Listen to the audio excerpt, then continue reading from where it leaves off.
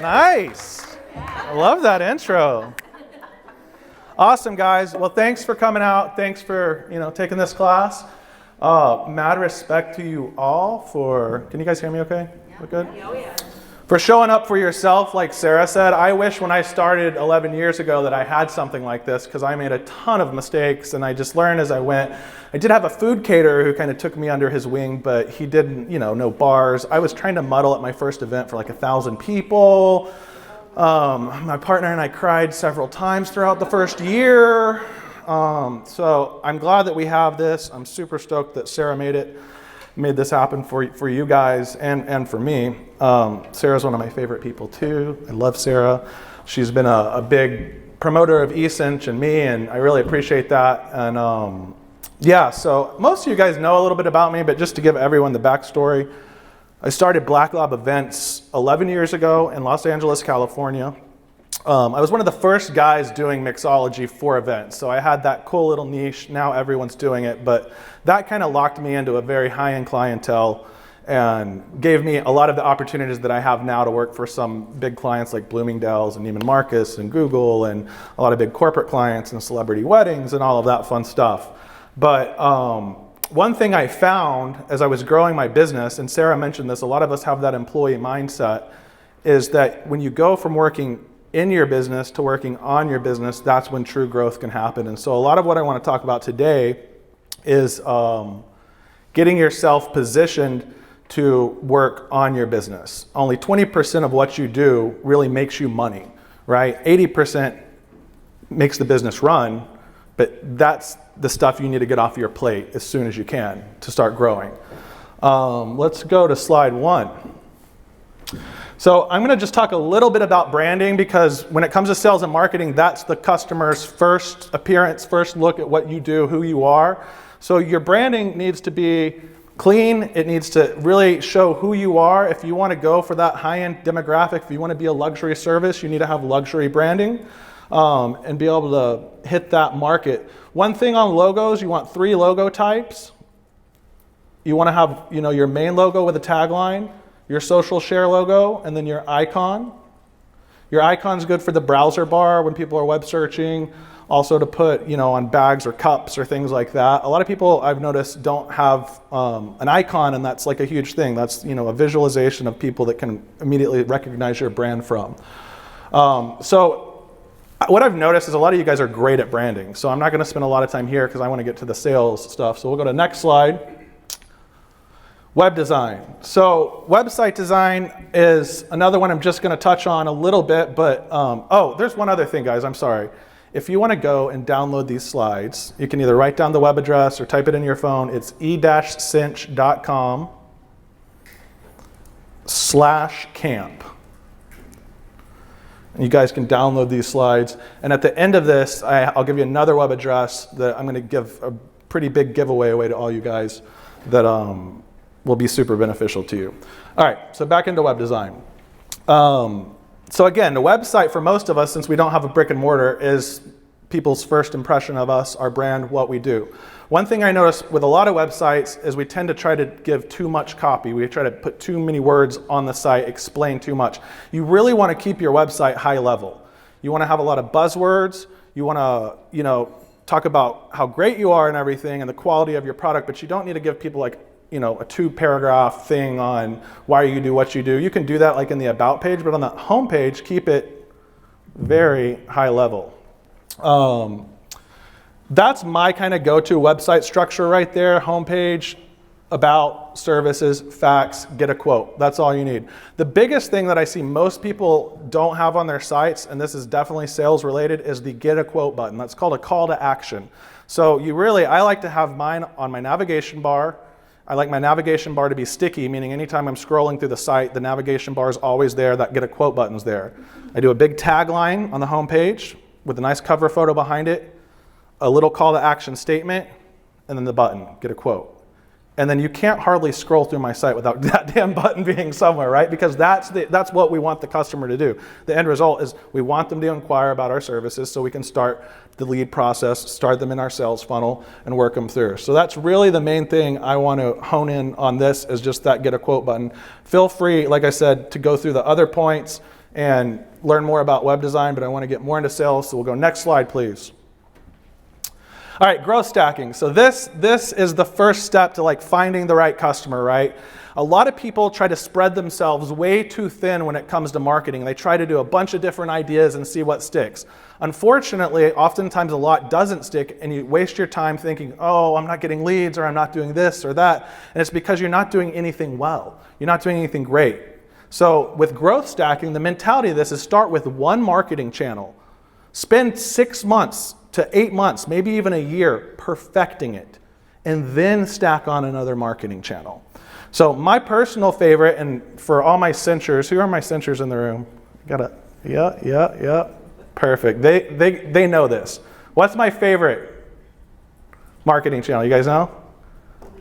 Referrals, right? Don't know how to talk about referrals. Affiliates. So affiliations, affiliate marketing, that's just referrals. My business, 90% of my business comes from referrals. And I did almost $70,000 last month in sales.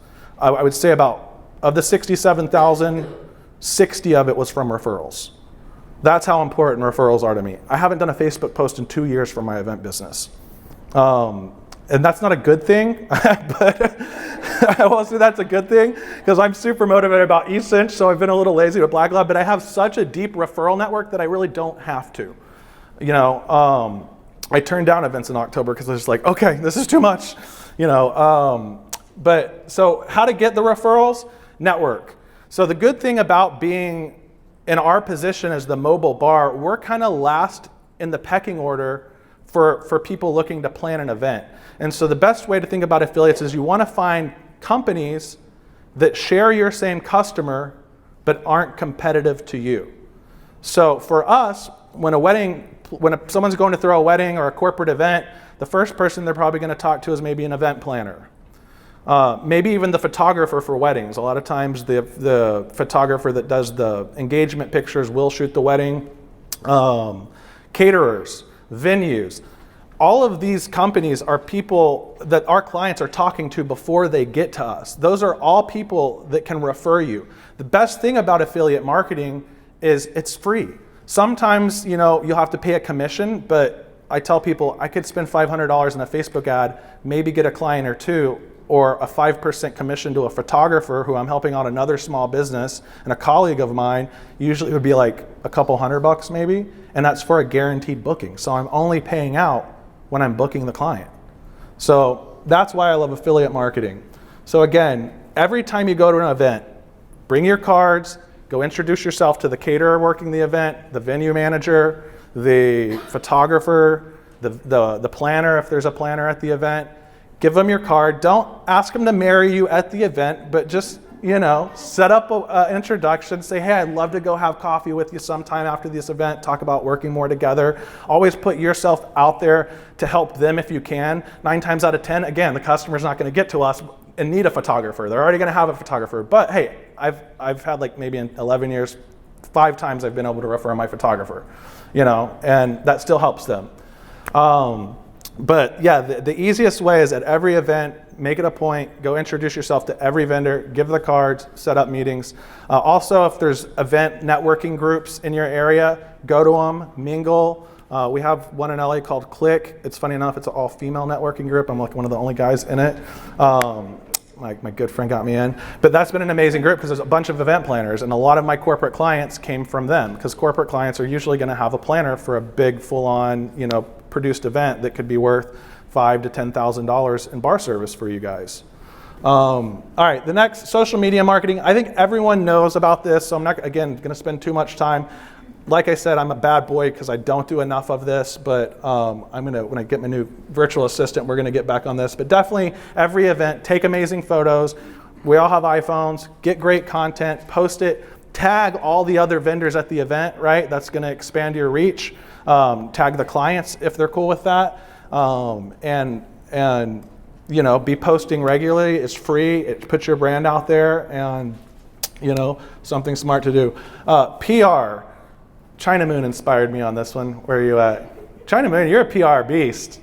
And she gets all her PR for free. You don't need a PR agent to get PR, right? Especially if you live in a smaller market. It's actually easier to reach out to your news station, and I think you did a daiquiri day. You got 3 news segments, right? She put them on her website, wrote blogs about them, so you can take just not only the segment and get the PR there, but then you can take and recycle that and put it on social media, put it on your website, write a blog post, do all of those things to push that PR. But it's as simple as just reaching out to your local news stations, newspapers, online magazines, influencers in your area, and seeing if you can do something with them, and don't be afraid to come to them with ideas. I think now there's like a holiday for like margaritas and every single spirit vodka day, or so there's like a million times a year that you can get PR and have a reason for them to want to come interview you or have you come get on camera and make a cocktail. I will say, when you get on camera and make a cocktail, the first time I did that, have everything pre-measured out.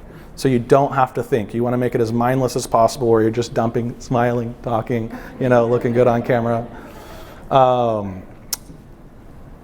Trade shows.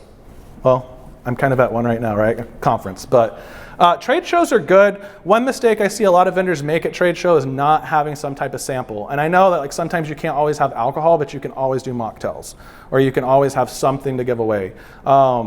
I put this lower, and this is kind of the order I recommend doing things in. Again, you can do it in your own order, but don't move on to the next step until you've perfected the one. I wouldn't move on from affiliates until I had at least 6 amazing affiliates. Personally, I probably have 20-something affiliates with all the venues I'm partnered with, and catering. Caterers are great. Lots of them hate to do bars. So trade shows are good. Make sure you show up with samples, with things to taste, and also show up ready to book and close deals. Try to get people into contracts at the trade show.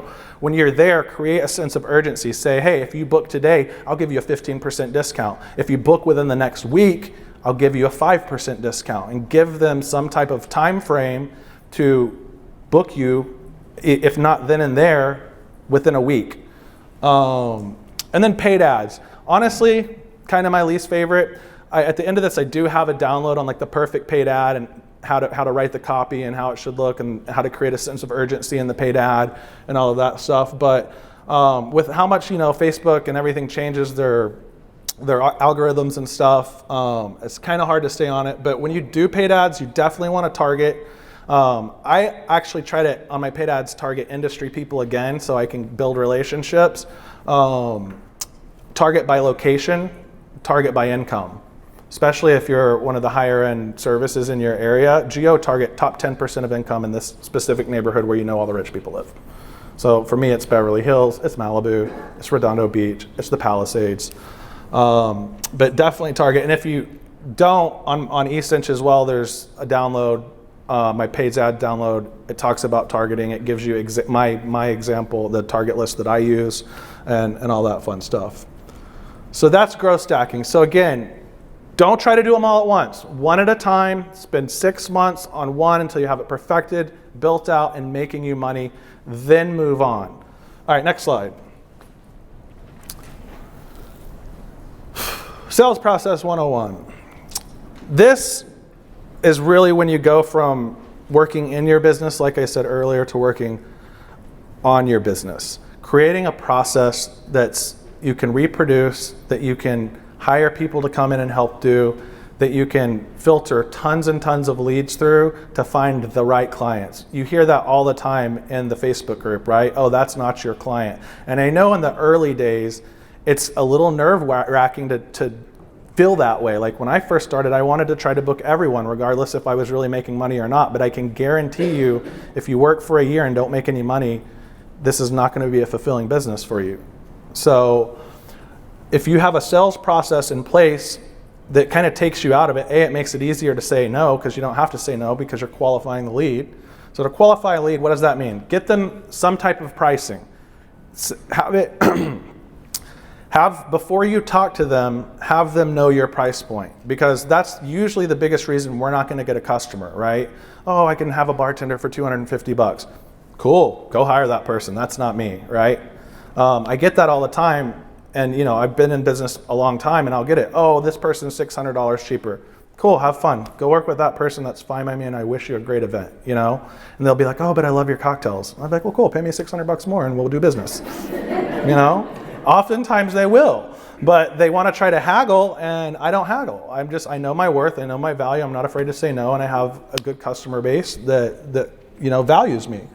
So qualifying leads is a huge thing to not waste your time on the wrong people. Create a sales funnel that probably maybe should go above qualifying leads, but the sales funnel is the whole process, right, of taking a lead and turning them into a buyer, and all of the steps that you walk through to do that. So what I tell a lot of people to do is, first, take a step back and look at your business 3 years down the road and imagine what you want it to look like, right? Imagine how the customers you want to have, the employees you want to have, the role that you want to play in your company. Write it all down, and then you start to reverse engineer it. Because if you want to get to the finish line, you have to know like where you're going, what that looks like before you can put the rest together. A lot of people try to start at the beginning, and then they get really overwhelmed and confused because they don't know where they're going. But if you set a direction, then you know where you're going, and it's easier to work your way back and be like, okay, here's how I'm going to get here, right? So the sales funnel is part of that process, and once you have that roadmap, and you'll start to understand your customer's journey. And part of the giveaway at the end of this is literally I'm giving you my roadmap. So it's going to be a super useful document for you guys. With the sales funnel, you want to create email templates. So again, think about every email that you have to send to every client. What does that email say, right? We have to send a welcome email. We have to send an email if you do consultations, like inviting them to schedule a consultation. We have to send an email about how to book us. We have to send an email with our contract and deposit information or retainer information. We have to send an email about getting the final event details or making sure that we have all the final details correct. We want to get that final payment. That one's pretty important, you know.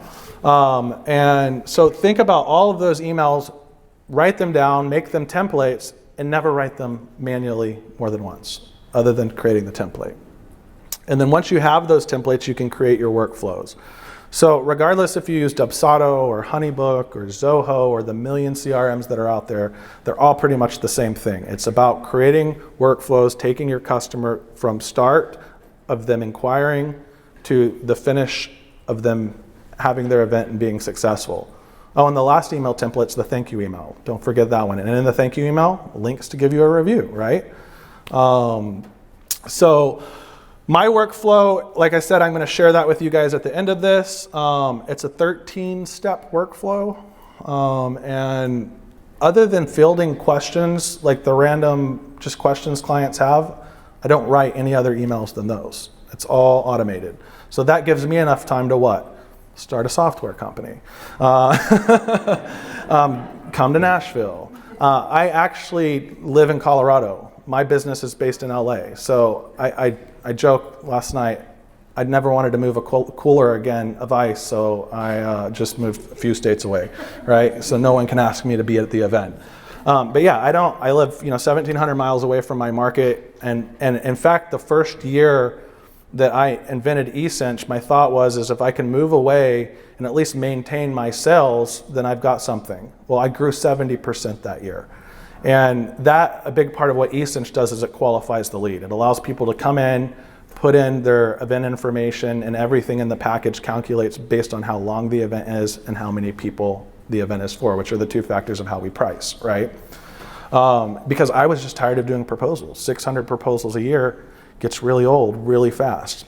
So that's a big part of how I qualify my leads and also do my menu planning and everything else through that system.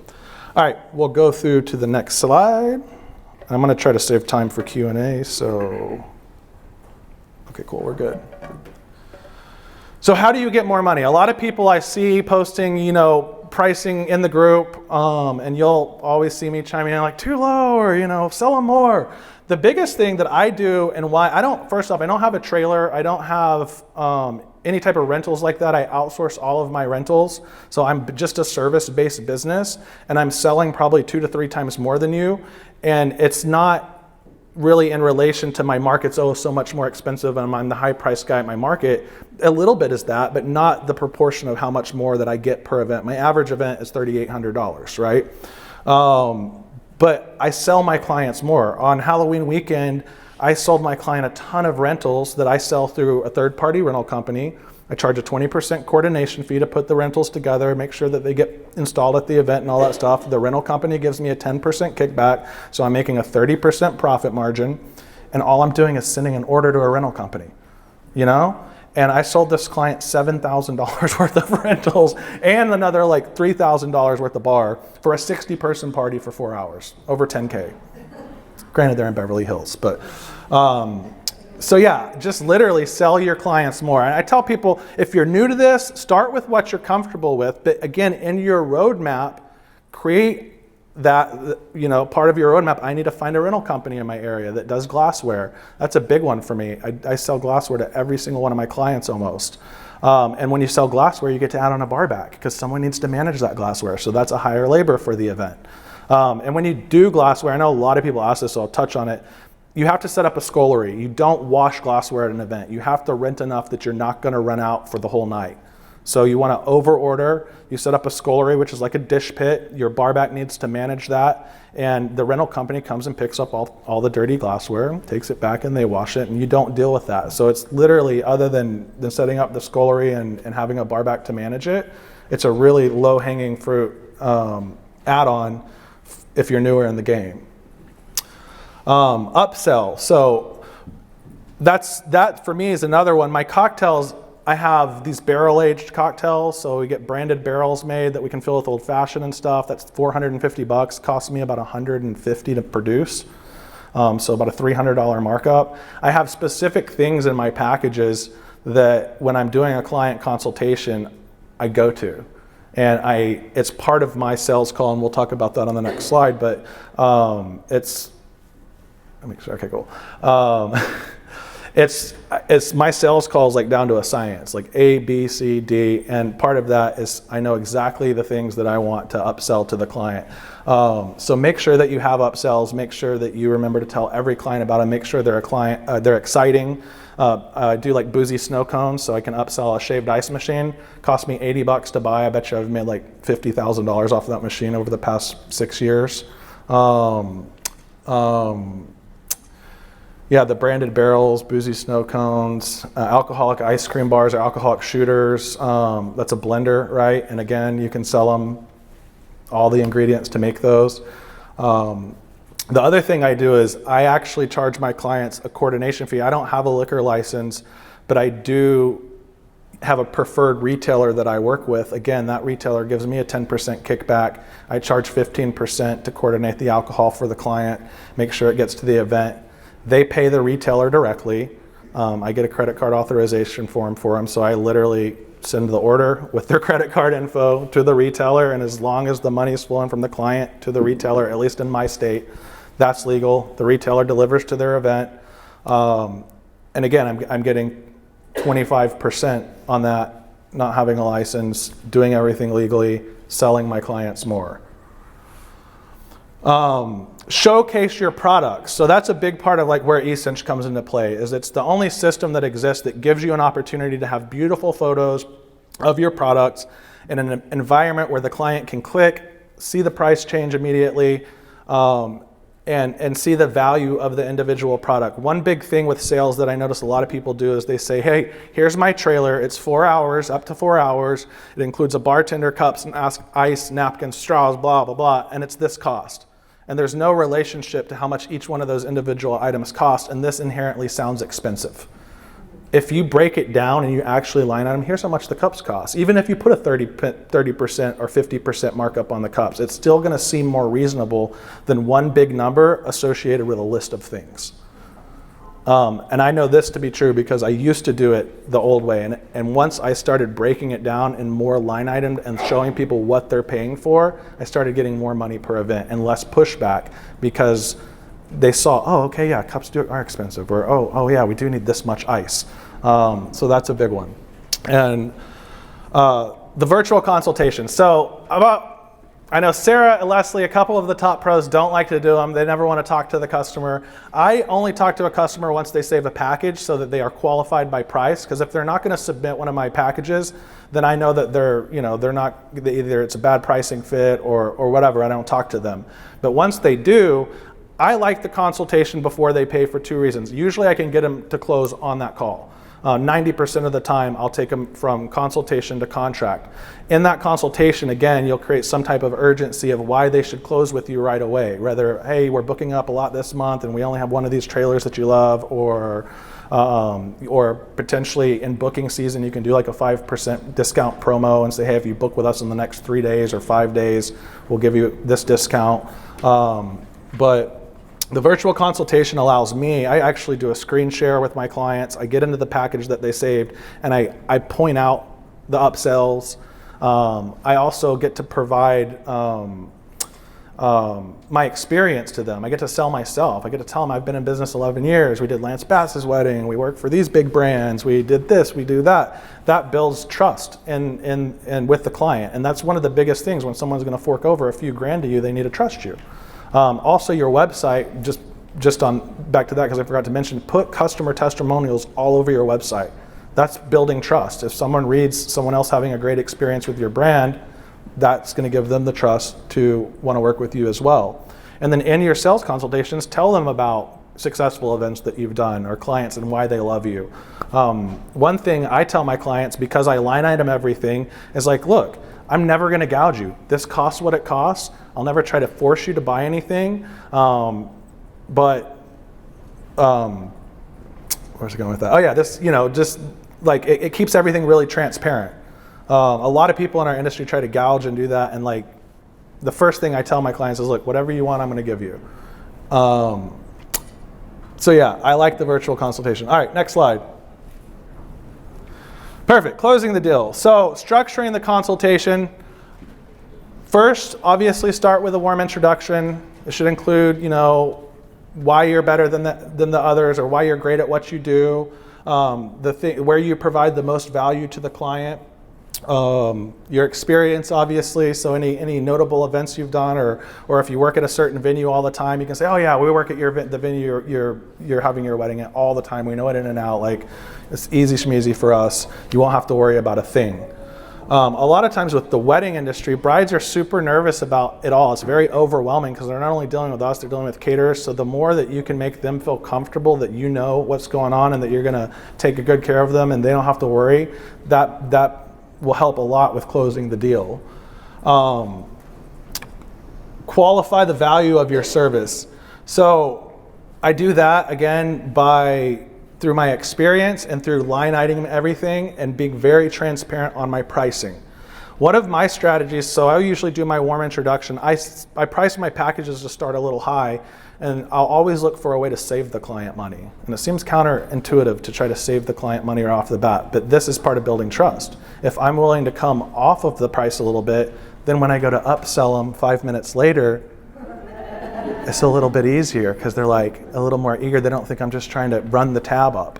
So I like to start my packages high. I like to find certain points of in the package that I can, usually it'll be with like beer or with labor. I have my labor usually set to add a bar back or one extra bartender they need, and be like, oh, you know what? With this many guests, I think actually we can roll back the labor a little bit, and that saves you a few $100. Then I purposely talk about my policies, how I do my alcohol, how they're going to pay the retailer specifically, and I create a little buffer before I go upsell because I don't want it to be so egregious and I'm like, oh, he just tried to lower the price to get me to spend more money now. So create a little bit of buffer, but it's all strategic, right? It's very strategic. And then go into your upsells. And then the last part is in the call, creating a sense of urgency. Again, hey, this month's filling up or your month's filling up. Like usually that's the easiest one to do. If you have a trailer and you only have one of them, that's a great way. Like, hey, we have a few other inquiries on your date, so just let you know you want to book with us as quick as possible. Even if you don't, it's called sales. It's not always honest. And then assume the booking. This is a big one that a lot of people don't do. Assume that they want to book with you. Have that confidence and end the call with like, so it seems like you guys are super excited to work with us And so I'm going to go ahead and send you our booking information so that you guys can book as soon as you're ready. Again, remember, like I've got a lot of interest on this date, so the sooner you book, the better. I like to use that approach more than giving discounts because I hate discounting myself.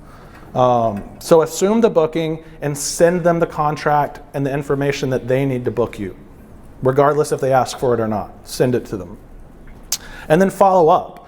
That's where a lot of people lose sales, is because people are busy these days. And sometimes they do want to work with you, but you didn't follow up, and then they forget that someone else did follow up. One of your competitors followed up, and they ended up booking with them.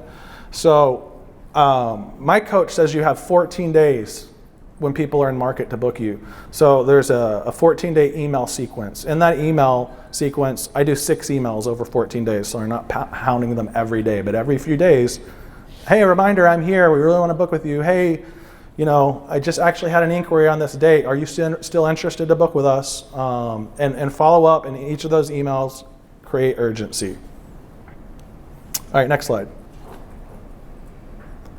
And then these are a bunch of resources for you guys. So for branding, Fiverr, if you guys have not heard of that, it's a cheap place to get cheap designers, cheap design work.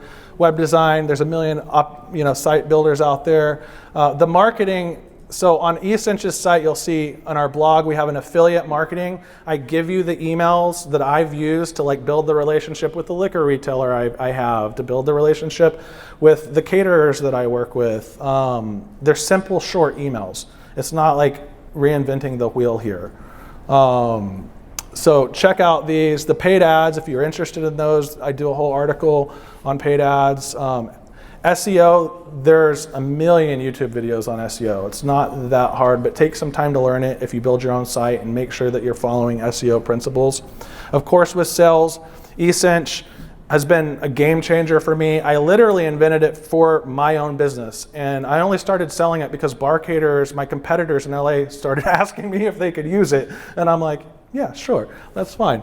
But it is a game changer to be able to qualify those leads and have an interactive environment where you can work with a client rather than having to do a proposal, send the proposal, get revisions, redo the proposal, send the revisions, and then recycle, repeat, and do that process over and over. Dubsado or some type of CRM. I like Dubsado because eCinch integrates into it. So my workflow, someone comes to my website, they click the get a quote button, they fill out a form, that puts them in my email marketing campaign, that sends them an email opting them in, because we have to legally do that now, right? And then once the form button, it's next step, they push next step, that takes them to my marketplace of event packages. They pick out the package that's the right fit for them. They submit the package. That imports, then triggers an integration to import and start a new project in Dubsado. That triggers a welcome email inviting them to schedule a consultation with me. As soon as the consultation ends, that triggers the portal activation and the how to book email.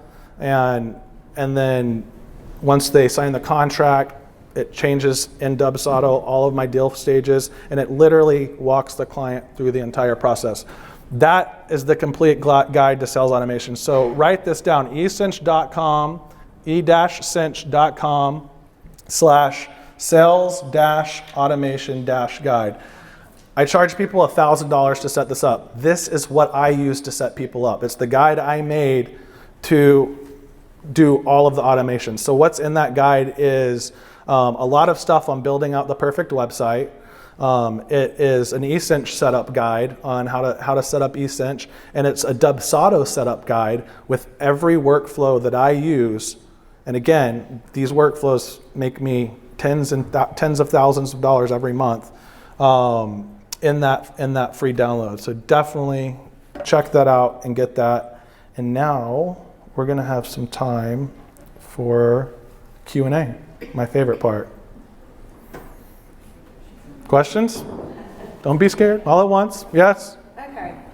So your affiliate program with, I guess, your liquor salesman, how do they pay you back? Like, what does that look like on their end? I mean, what are they calling that? Because that's... He calls it a marketing expense, and he pays me every quarter for all the sales that I've run through his business. So we sell about I think in 2019 we did about $125,000 in alcohol sales through his store, and we got a 10% kickback on that. Okay, so he just put, I mean, because they were like, I'm not going to have to add you on as an employee in order to pay Nope. you, or No. they just, I just didn't know. Yeah, writes me off as a marketing consultant, and I'm essentially generating sales through his store, so Yeah. I'm bringing my clients through, so marketing expense. Now, I use a mom and pop liquor retailer for that purpose because I've been able to develop that relationship. Yeah, that's not something you're going to be able to get with like a Total Wines or one of the bigger Yeah, no. retailers. But if it's legal in your state, and just check on it, if you can charge a coordination fee to put the order together, you can, and not, even if you don't get any money on the back end, then charge a 20% service fee and make 20% for coordinating the order. Or I've seen some people in our system that just charge $150 to $300 flat fee to put the order together for the client. But you definitely want to charge something for your time to put that order together, right? That's a lot of people I see in this business is they don't value their time. And if you do anything for a client, you need to track your time. You should have your own worth, right? Your own hourly rate that you're tracking. And through the whole booking process, if that rate, if you're not profiting more than that rate, then you need to tweak your pricing or fix your process, because you should be paid for every second that you work on your business. Joel, is that a handshake deal, or do you have some sort of like? It's a handshake deal. Yeah. I've been working with this guy for 10 years, and I was introduced to him through another event professional that has a big production company, and so he was kind of already working with event professionals in this capacity. And then the owner actually sold his store, and the new buyer just kept it going, and he's been great about just keeping going what we had, and they work with a lot of event pros in Southern California. If you're in Southern California, it's John and Pete's Fine Wine and Spirits. Yeah. So are you paying taxes on that, or your table and chair and glass rental? Rentals in California aren't taxed for the most part. So I don't, in my packages, you have the option to make specific products taxed or not taxed. So I just followed that. With the alcohol, how I do it is I have a 15% service fee on my package, 9.5% tax. When the client's ready to book, I just go through the line item of all the alcohol I'm selling them. I add it up. I multiply it by the tax rate, 1.095%. So that gives me my total, but I still have my 15% coordination fee as part of the whole service bill. I take the alcohol total, I send a credit card authorization form to the client, say, here's your initial order. My guy also takes back anything we don't open. So I tend to over order for my client. I don't give them on my coordination commission, if we use less alcohol at the event, they still pay the more expensive, service fee from the initial order. So I don't lose money by doing the returns. Now, my retailer doesn't make as much, but I do lose money on his commission because I'm only getting a commission from what the end order value after returns are. So that's what's on from the kickbacks let's use better words. From The commission? Commission, right. Is that taxable? That's what I want to know. That's a question for my CPA. Honestly, we report it. He cuts us a check, so it's not like cash. He cuts us a check, we deposit it, we report it. What do you classify it? He's classifying it as marketing. What are you classifying? I classify it as a marketing sale. Yeah, because I can't classify it as alcohol. So. Well, if you're selling space on your website. Yeah. It's I'm marketing his products. marketing. Yeah, it's advertising. So, yeah. Yeah. Again, talk to your accountants. See the best way to go it. Be creative. The problem is that they make it so hard for us to get a damn license, especially in California, that I do what I got to do. And I've dealt with the ABC. I've told them what I'm doing. On my packages, it's very clear. It says all of the alcohol comes from John and Pete's Fine Wine and Spirits. On my credit card authorization form, it clearly states you're going to be charged by John and Pete's Fine Wine and Spirits. And you can call the ABC and get a different answer every time you call them, but go with the one you like the most. And then have them email it to you in writing. So Joel, like we were talking about for our events, is highly unlikely ABC's going to show up at a private event. Yeah. If they did, you keep a copy of that invoice with you at the event just in case you can say, see right here, the client paid for everything. When my guy delivers, they leave us with a copy. My production manager also has a virtual copy. At that point, my client hasn't paid. So again, I have it kind of good. My guy doesn't even charge my client's card until after the event once we've done the returns. That may be an impossible relationship to find, honestly. I tell him, like, he puts himself out there, well, what if the cards decline? He's like, well, it's a risk. But again, my clientele doesn't really get declined. Usually they're like black Amexes, you know? So yeah.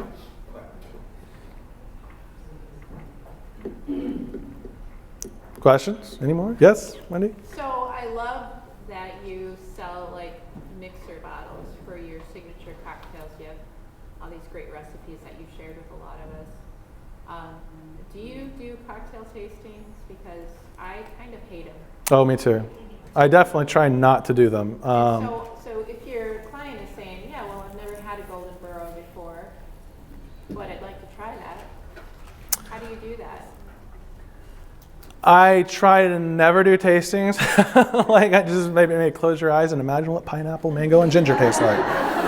Okay? Go have a Moscow Mule and just make it more tropical.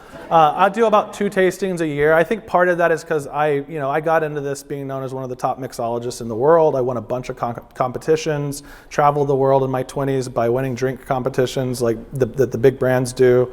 And have write-ups in the New York Times, LA Times, People Magazine. I keep those materials so I can show my clients. Well, but you can get it. Go. That's part of local PR. Get the write-ups. Let people know how great your cocktails are. Also, with the photos on my packages in eScinch, I think that helps sell them, and they can visualize the flavors. If they want to do a tasting, I charge $500, and if it's for a small event, I'll maybe even charge more, just because I hate doing them. And we have a cafe and everything that we can do them in. My partner owns a cafe, but it's such a waste of time. And usually we're so busy that it throws kind of a kink in our operation to have to do a tasting. So unless it's like a big event, a big wedding, usually it's only wedding clients that ever have request that. Like, the great thing and why I love corporate clients is because those people are just doing their job. So they're way less invested than a wedding client. And if you can build out a corporate arm to your business, if your market can support that, it doesn't have to be huge companies. We do a lot of local brands that want to do, just tray passed champagne in the store for a day, or a specialty cocktail. Like, actually, yesterday we were at Gooder, I think it's the sunglass brand in Venice, small little shop. They had a beer sponsor, and they hired us to come create a specialty Moscow Mule and serve the sponsor's beer. And those, it wasn't a huge event, a couple grand, but they're easy to put together. It, maybe took 2 emails to book, from me with the client. And yeah, so find corporate. Retail's great. The only thing, and I'll tell everyone this, if you have a rig, I love the rigs, but eventually you're going to want to grow beyond just the rig. The rig is a rental item, it's great, but it limits you to 1 event in a day. You'll never do the sales I do doing 1 event in a day. So if you can I say start with where you're comfortable, because I know that rig's also a very safe place and you have everything you need there, but eventually either get more rigs or also offer services. Also, the rig cuts you out from doing indoor events. And in some of these markets in the winter, you either shut down for 5 months and don't operate, or you move inside and do satellite bars and start doing corporate indoor events. And you can have fun with them. I do office events. I advertise office happy hours, and we bring a cart and we just go around the office, and the bartender will shake drinks to people at their cubicles, move around the office. The clients love it. The employees love it. It's as inexpensive to get into as buying a little cart or building a cart. Super easy. Yeah. Joel, you mentioned about when you're closing the deal, talking about confidence, and you have a lot of accolades, been in business for a long time. What advice do you give for some of us that are just starting out, that maybe don't have 10+ years under our belt, and ton of really high-end events? Fake it till you make it, baby. Fake it till you make it. Act like you're bigger than you are. It's funny, Emily last night with eSync, she goes, "Oh, I thought you had thousands of clients." I was like, "No, we just started selling in May. It's a small little baby business that I've never sold software before in my life, so I'm learning as I go. I got a business coach." And she's like, "I just thought you were so much bigger." I was like, "Fake it till you make it, baby." Like, you know, I get on. It's bad. I'm really loud, so I don't even need the mic. That's fine. Leave it off. But yeah, just talk about the quality of your product. Talk about, you know, the quality of, if you do have a trailer, like, hey, we have this custom trailer. There's only one like it in the neighborhood. We show up, you know, the one thing that we're different from other bar companies is we really care about our clients, and we care about taking a bar and that from average and boring to creating an experience that your guests will talk about. You don't have to have any experience or accolades to talk like that and to tell them about the quality of service, the quality of the ingredients that you use, why you love being in the business, why you love supporting your clients, and just being in general excited about what you do. And you know, if you've only been in business 1 year, don't mention it. You know, just say, you know, all of our clients really enjoy our services. Speak in terms that, you know, make it sound like you've been in business longer without necessarily having to lie or say how long you've been in business. And fake it till you make it. Yeah. China Moon. Hey, I send snail mail to past, present clients every 90 days, so once a quarter. What do you suggest I put in, like, since you helped me, you know, kind of rebrand and everything with the website, what do you suggest for holiday cards? My corporate clients, I did little hot toddies, so I got a Black Lab mugs made. Pretty cheap online with my just logo, my icon only. And then we put a little mini whiskey bottle in there, like a little airplane bottle. We got honey straws, and then we got chai tea bags. And so it was basically, and then put like the little frilly, woody looking frill stuff inside. And like, so just bring a mug. For just regular clients, I don't give them anything. I do a holiday newsletter, so I'll do holiday packages. And with eSync, the cool thing about it is you can copy your normal everyday package you use and then just change the cover photo to make it holiday themed, make the first 3 cocktails holiday themed. And it takes 2 seconds to spin off a package. So we're doing caramel apple mules this year. We're doing peppermint hot chocolate. Also doing a peppermint chocolate martini for cold service. Hot toddy stations we do every year, molten wine, and spiked cider, bourbon spiked cider this year. And so I'll just send out a newsletter and have packages drive people directly to each one of those packages that are kind of themed around that. The other thing is, you know, when you start wanting to sell more, Tipsy Moon Events is one of my clients out of Phoenix. She just added a charcuterie boards to her packages. Like, bar snacks are fun, and you don't have to make them. Go find a partner who makes charcuterie boards and, you know, get them from them, charge a service fee, even upcharge them a little bit if you want. And I've found, like, when you get to a certain size, I do a few hundred events a year, I'm like, okay, that's enough events. How do I make more money? Sell my clients more stuff. So find other points. We started doing little DIY s'more stations. So you can buy these little tea light that are food safe to burn s'mores, put them in a little candle holder, put rocks around them, get, you know, wooden skewers, marshmallows, and we do them on high top tables. So each high top table has a little s'mores activation, and I make like an 80% profit on those. You can mark them way up, and they're super fun, and they add a fun, especially for the holiday events, add a fun little holiday kind of element to the events. Wendy. So your corporate clients, my challenge there is that I don't feel like they want to, the whole alcohol, you know, my wedding clients love the fact that they can get alcohol at retail, but my corporate clients don't. So when you talk about like doing a hot toddy station or mulled wines and stuff for your corporate clients, or even do the bar cart, how is the alcohol handled there? Is it still going through your retailer? Mm-hmm. They deliver it? Mm-hmm. Or are you just grabbing it, bringing it with you? And do they keep the leftovers? Yeah, well, anything that's a half bottle, they keep, and then anything that's not an open bottle, we return, and they only pay for what we open and use. My corporate clients, I don't have a big banner on my site that says, I'm not licensed, so I do have it in the footer, on my packages, and, I don't know if some of them know I'm not. Again, even corporate events, they have to be private, though, so invite only. So you have to be kind of careful what you do, but no, if I'm doing like a malted wine or something, we'll have the client pay for the alcohol ahead of time, and then we'll have to go get that wine so that we can usually pre-spice it in our kitchen. We'll infuse it with herbs or cinnamon and but most 99% of the time, my guy just delivers the alcohol to the event. And when I batch all of my mixers, we batch and bottle into, used to be liter bottles, but those have been tough to get, so we're doing 750s now. Just clear plastic bottles, put a speed pour on one bottle, speed pour on the liquor. It's club style. 2 pours, 3 count on the juice, 6 count on the liquor.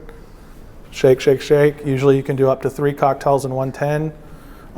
Strain, beautiful garnish.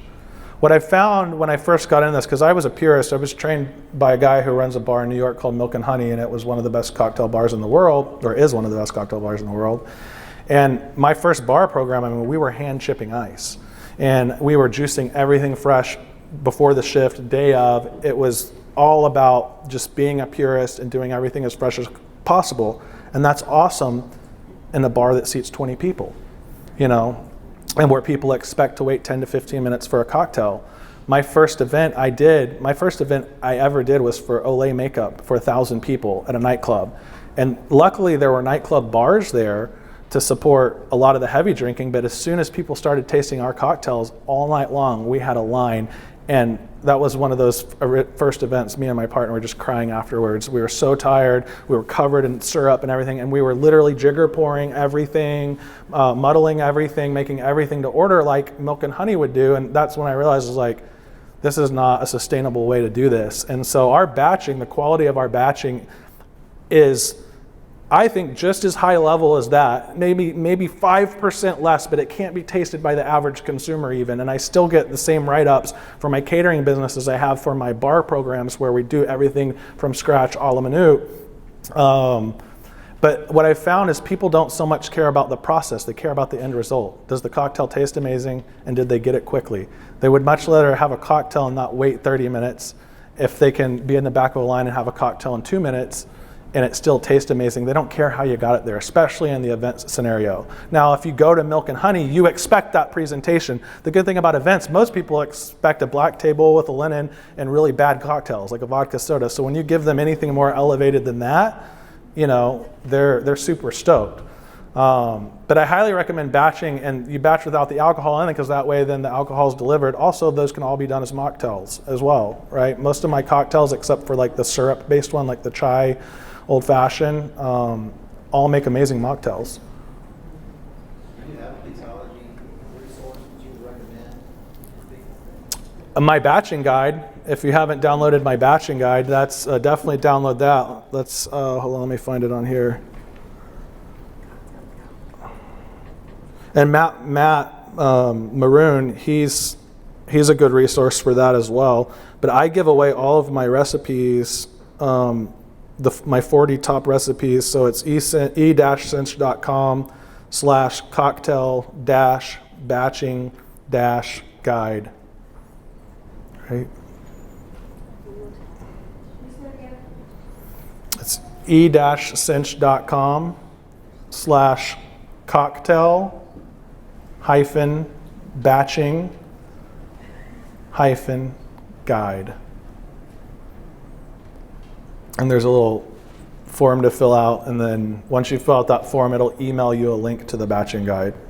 So just keep an eye out for the email. Yeah, there's 40 recipes, my top recipes in there, and instructions on how I batch. I work off of a 6-foot stainless steel table, and 70 to 80% profit margin on my batches, and thousands and thousands of bottles a year we batch with one Metro shelf in our walk-in. And a lot of people, that are working out of their home kitchens, that's where I started. No sweat. Eventually, you're going to want to get the business out of your home. Trust me, you're going to love yourself for it. But the best way to do is go find small cafe, mom and pop restaurants. A lot of them have extra space and would love for you to pay a portion of their rent. And in smaller markets, it could be a couple $100. Now in LA, it's like $1,600, but yeah, I've never gone, and there's also now more and more hourly commercial kitchens. I've never used them. I've always just gone in with a cafe or a restaurant that had extra space because I like the control of being able to come and go as I please and not have to schedule time and be hourly and worry about that. Also, then you can start using wholesalers, US Foods and Cisco. I don't juice lemon and lime juice anymore. This is another good hack for you guys. My favorite, it saves me so much money and time, Perricone Farms, Perricone, Perricone Farms. Google them, they have a great website. I don't think they ship direct, but you can get them through Cisco. It's 100% fresh squeezed juice. They use a process called HPP, high pressure processing. So they don't heat the juice. They put it under an intense amount of pressure.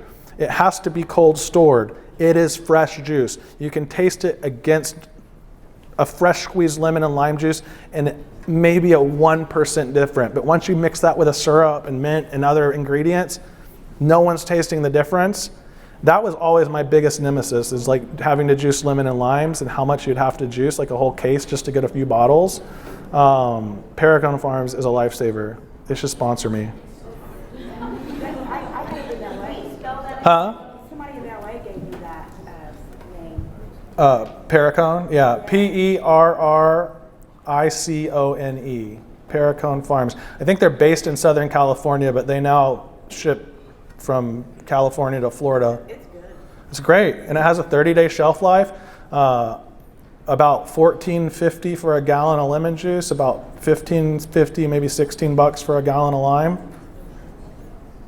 And I buy it by the case now. So the only thing we juice is all the modifiers.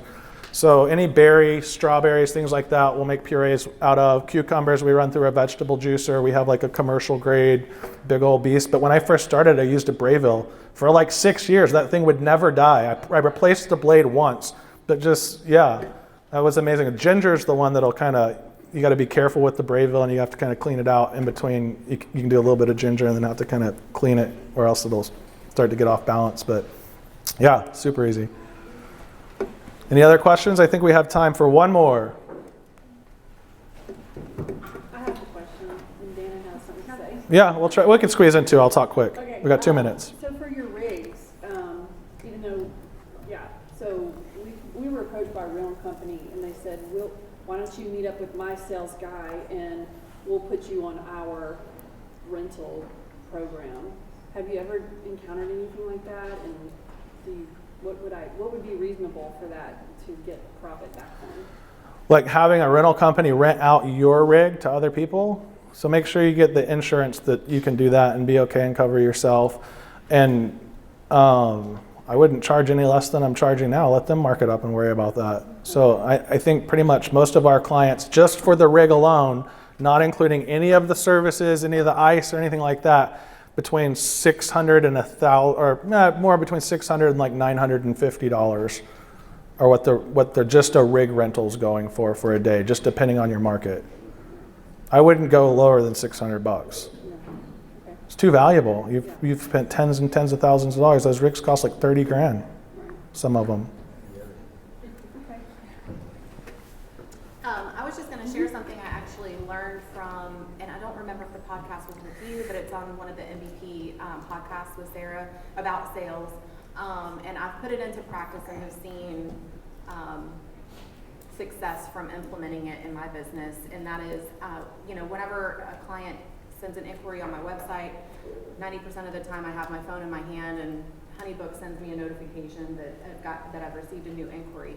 Within the first 5 minutes, this is what they recommended on the podcast, within the first 5 minutes of getting that notification, I send the client a text message. This may not be for everybody, and they talk about that in the podcast, but I'm fine with texting, clients or potential clients, and just say, hey, introduce yourself. Hey, it's Dana. I'm with Tap the Coast. I saw your inquiry come in. just to let you know, because I've already automated it through HoneyBook, my pricing brochure and service information's already been emailed to you. You want to make sure you see it. Get back to me and let me know what you're interested in. And I can tell right away if I get a response to that text message or see that they've selected something from the brochure that they're serious, and I can really take advantage of closing the sale quickly. I've seen just by implementing that text message, the percentage of sales that I'm able to close has increased, because they obviously are sitting at their computer or on their phone and are thinking of your service and they need you. And then I think they appreciate having that quick response. So literally just within the first 5 or 10 minutes when you get that inquiry in, I think it's to all of our advantage to kind of take, to do that. For sure, and that's like one of the things, if you haven't been in business long, how can you be better or position yourself to be more, look bigger than you are? Be a better communicator. A lot of people in this business are bad at communicating. They're slow at communicating. I love texting. Don't be afraid to make money, people. That's what we're doing this for. So text them, email them, and I think that the text message is super personal, and the biggest thing there is they're like, whoa, this person's on it. So then, but you're $500 more than this person. Well, did you see how on it I was? You're not just paying for my awesome trailer, but you're paying for the fact that I am going to take good care of you. And that's a big one, honestly, that I should have included in the seminar, is just being on it and communicating faster than the other guy. That'll increase your value significantly and help close more deals. Right. My predictive text already knows exactly what I say to them each time. And again, just sort of creating that sense of urgency. You can quickly look at your calendar on your phone and create the sense of urgency. Hey, I have 3 other inquiries. Nothing's booked yet, but we should talk soon. Yeah, I've had clients tell me that they've gone with me or I got their business because I responded to them 3 times in the time that my competitors responded once. And my competitors usually are leaving them waiting 2 days just to get a proposal when they get a proposal immediately off my website. So that's definitely a great point, being on top of responding. And a lot of that also comes with the workflow automation that you set up for yourself. Because if you are on vacation or here at a seminar, my website's working for me. My CRM is responding quick for me and making it happen. And you can now add in SMS to the CRMs as well. So you could automate that as well, that welcome text. Yeah, cool. I literally just started doing that with my business, and it's been working for the past couple of months. I also have started sending a PDF file of the packages with that. So when I get the inquiry, a lot of times they don't fill out everything, so I'll go ahead and look at it and see, like, if when they put a question mark by, they wanted a certain amount of alcohol, if they wanted a certain type of bar or anything. So if they have a question or they need a question mark or they need an answer, I go ahead and send that information with you, and it's been working really well. Nice. Yeah. Anyone else? Any final thoughts? Anything? 3 minutes over. I can't believe that I got this done in an hour, because if anyone's ever done one of my sales consultations, they're like 2 hours long. Like, book an hour meeting. They're like, yeah, I'll budget 2 for you, Joel. What about when you try to do it on your lunch break? I know, right? Yeah. What's a lunch break? Well, guys, I appreciate your time. I really do. Again, congratulate yourselves for being here, for showing up for yourselves. If any of you guys want to do a one-on-one through eCinch, just the Get Started button or anywhere on the site, you can schedule a demo with me. And again, it's more educational than salesy, and it is a time that if you want to just ask very specific questions about your business or processes that you're struggling with, regardless if you use my software or not, I don't care. I'm here to serve. I grew up in hospitality since I was 15 years old, and I just can't help myself. So please reach out. I'd love to chat with all of you. Cool? Thank you.